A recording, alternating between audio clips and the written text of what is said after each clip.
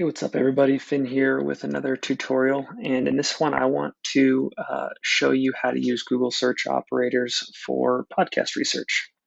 And the search operator that I'm going to use in this example is the in title colon operator. And we'll also use a industry specific podcast term to go with it. So type in title, B2B marketing podcast. And just as a backdrop, one of the things that I really like about search operators is they're just a great way to narrow down results to almost exactly what you're hoping to get out of a query. In this case, I'm looking for mentions of B2B marketing podcasts, and this is intentional. What I want to get out of this are lists of podcasts that I can scroll through and hopefully add new ones to my ongoing outreach list. So I've entered this query here, and just like that, great results. As you can see, a lot of them are listicles with lots of influencers and commentators on the industry having gone through all the trouble of ranking some of the top shows in the industry. This is really key, really helpful. Outside of search engines, where you're mostly relying on ratings and reviews as proxies for quality and audience size, this is another layer to go by. You're basically looking at third-party endorsements and social proof for what's considered good in the industry.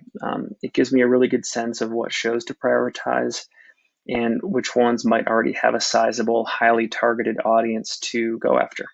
So with all this information in hand, I can go back to my tracking document. I can highlight some of the shows to focus on in my outreach, and it just gives me a lot more ammunition. I'm not going into each of these podcasts blind. I now have ratings and reviews to pull from the search engines, and then I have these endorsements to go by too. And just to give you a sense of what one of these might look like, let's just click into this one here, Sweetfish Media, 26 B2B marketing podcasts that every marketer should listen to. This is great because Sweetfish is recognized as one of the podcasting leaders in the industry. Just scrolling through. Cool. So like the first one here, the customer experience podcast. I had never heard of this one. When I typed in, different variations of B2B marketing in the podcast search engines, this one did not come up. So I can add that one in. This is cool. 49 ratings, what people are saying, why you should listen. The flip might, again, another new one. So that's the benefit of organic search. If you take nothing else from any of these videos, you should definitely be aware that with every single platform you use to do research, you're going to be getting at least slightly different results on each one, even with the exact same query entered. So leave no stone unturned. In the same way, you're going to use Podchaser to filter for things like last date of episode published, and you're going to use Apple search engine to just get your initial list built out.